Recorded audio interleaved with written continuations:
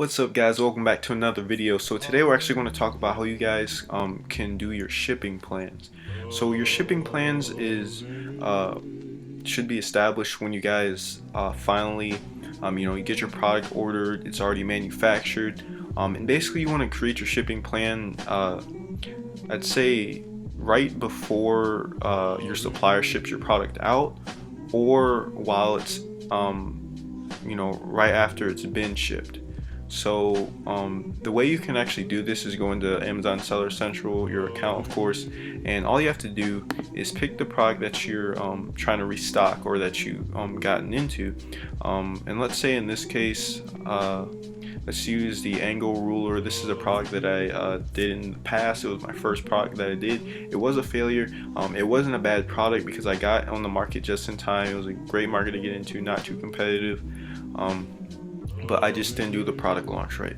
So guys, all you have to do is go in here and then click on the checkbox right here, and then go to this button, click on it, and then go to send and replenish inventory. Now from here, this will take you to the next page.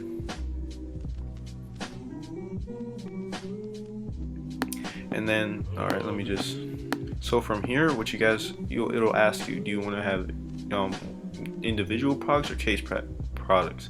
So individual products are products that are for drop shipping. So a lot of people on Amazon that don't do Prime or aren't fulfilled by Amazon, they'll send in products that are individuals. Like, let's say, I don't know, I want to sell like these cups or something like that. So they'll just take these products and pack them in. They're like, oh, I want to sell this, and then maybe I want to sell this battery or something. So they'll just all throw it in one box. There's no there's no like one unit of each product. Like, there isn't a whole box of these. There's just a whole different bunch of variety of products. So of course we're not doing that. We're doing case pack products, because you remember, guys, you bought your products in bulk from the supplier. Let's say we're doing the angle rulers, right? So we order, let's say we got 500, so that is case pack products, because the supplier is packing 500, or like, let's say 30 for each box, and it's not individual products for each case. So all you have to do from here, of course, you're creating a new shipping plan. Now, of course,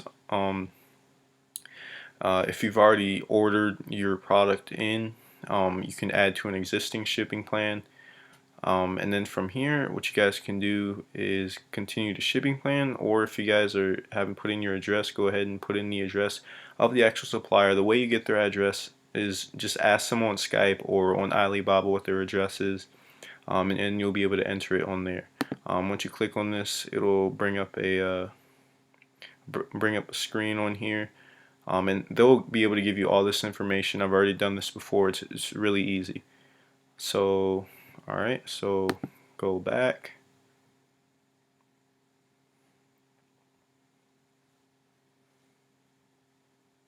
And then you go ahead and continue to the shipping plan.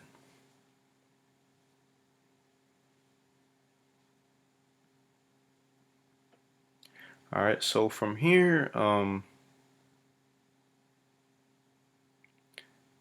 I don't know why this is showing up, but generally this will be the only part that shows up on this screen, on this page. So from here, all you'd have to do is enter the amount of units that you're sending over. Now, if you've already done a shipping plan for a certain product, it might say the units plus the amount of cases that you're sending over. So in that case, of course, put as many cases that you are sending over and the actual units per case that you're sending over. And then sometimes it might be a little bit weird for the first time of you doing a product, or the first time you actually creating a shipping plan. It'll ask the dimensions down here, and that is the dimensions of each case. So the shipping plan is a little bit weird. It is a little bit glitchy, depending on if you've created one before. So I think Amazon should really step up their game on that. So let's say right here it has an X mark, or information required. I know a lot of times if you guys get into certain niches like beauty and personal care, or some products that might be something that you apply to your skin, or some beauty chest pad or something like that, they'll be like, hey, this is we're sending over like or this product is up for a hazmat review. All you have to do is if you search for it on Google, I think you'll be able to find it, but it'll ask for more information down here about the product. When it says they're undergoing a hazmat review, all you have to do is click on add additional information, which will be down here, and then from there you submit a actual sheet that'll have different check marks, different categories on how you can categorize your product for Amazon to determine whether it's safe or not. And generally, if you guys enter into Amazon FBA the right way, you'll know what products are restricted, what products are iffy. Don't go into anything that your body can consume, like pills, medicine, medication, anything like that. Stay away from those. Anything that goes in your skin, your face, your body, that's fine. You just have to submit that additional information, like I said. So from here, let's say we want to send over 400 units. Go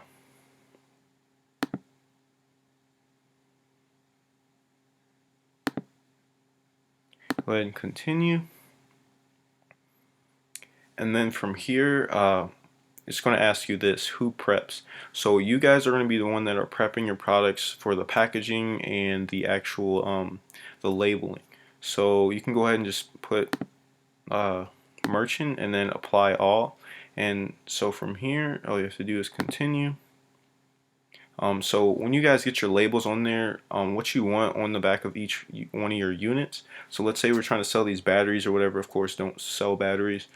Of course, this will be put in a box, right? And then on that box is where you want to have your FN SKU label placed over. Now I showed you guys, I think in a previous video, on how you can download those labels. I'll show you again in this one if you don't remember.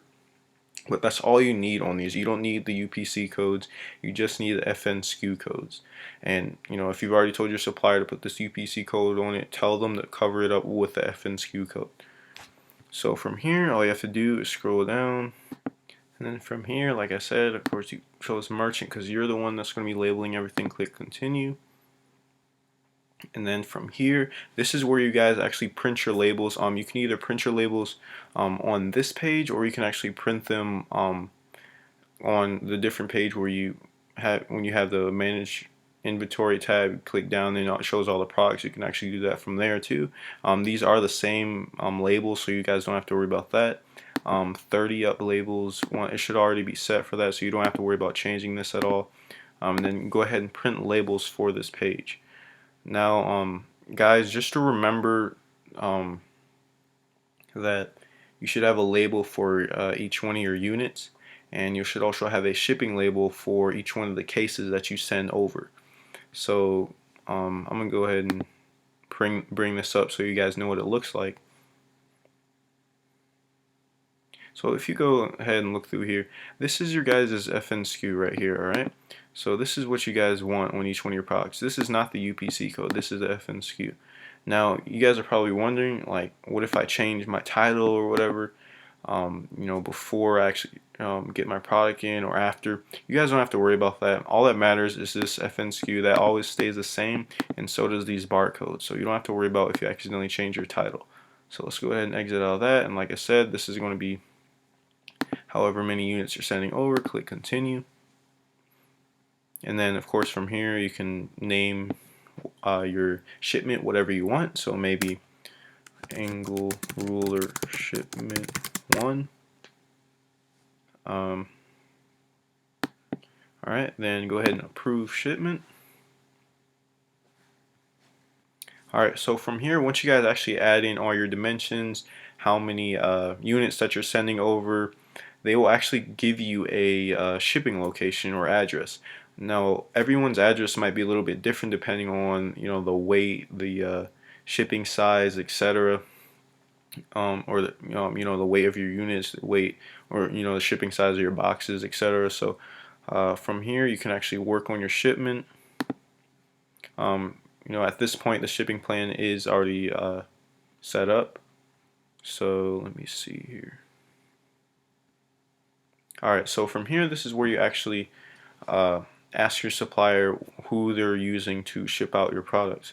So from this point, of course, you can click this tab and pick which one that they have. The one that I'm using right now is United Parcel Service. That's the one my supplier uses. From here, you don't have to worry about this small parcel delivery. I'm shipping in individual boxes like we mentioned before. And then let's see, how will this shipment be packed? Multiple boxes, of course. We have different cases.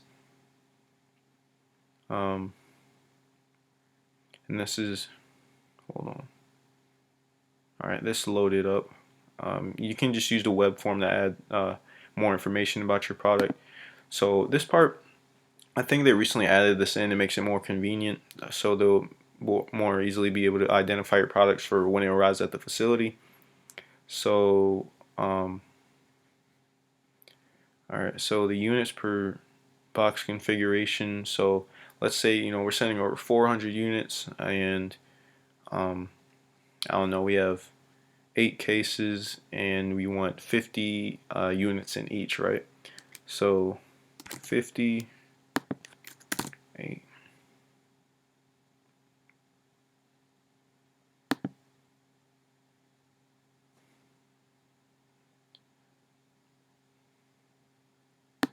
Just sending one, and then you could add different box configurations depending on if you have if your supplier packed in, like, I don't know, like 40 in a box or 30 in a box.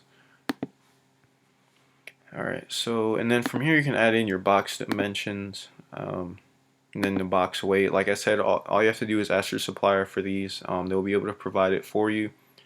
And then you can go ahead and confirm, or no, you can go ahead and confirm that. Now make sure before you guys add in your box dimensions that you actually convert them. Usually suppliers, they give them in centimeters. Make sure you convert them over to inches, or you can ask them for the inches, and generally they'll give you the box weight in pounds, or not pounds. The supplier will give it to you in kilograms, and you have to convert it over to pounds. So you can ask them to convert it for you if you guys don't want to do that yourself. And then from here, that's it, guys. Like, it's really easy, it's really straightforward. And yeah, if you guys are wondering, this is the actual Amazon FBA facility. All I have to do is copy and paste this over to your supplier, and they'll know where that facility is, and they'll be able to calculate your shipping fees and all that other stuff. So so yeah, guys. So when the supplier gives you, or when the supplier asks you where these products are going, and let's say you don't know yet because you don't have the information, like the box size, the dimensions, etc., that's fine. Just give them your house address, or some other random Amazon FBA facility address. Generally it is the same, so the pricing is the same for both of those. I've already contacted them about that because previously I didn't know where to the actual address for them to send them the information, for them to send the product to. So I just gave them my home address, and it was the same as the actual Amazon FBA facility. So you guys don't have to worry about that too much. If the supplier isn't able to tell you that information just yet, so you can just go ahead and just pay for the initial 30% for your product, and then after that, when the product's actually done, you guys can just tell them where the actual address is, because that's when they'll probably be able to tell you the dimensions of the product, the weight and all that other stuff as well. And from there, that's when you pay that final 70%. That's when you can figure out how much you need to pay for shipping. So hopefully you guys got something out of this video. Hopefully it was pretty simple. I tried to explain it as much as I could. I know some of this stuff It seems really straightforward, honestly, in my opinion, but sometimes you might stumble upon something weird, or the shipping plan's a little bit glitchy sometimes, depending on if you made one before or if you haven't, because it'll ask some different things. So yeah, hopefully you enjoyed this video, and I'll see you guys tomorrow. Peace.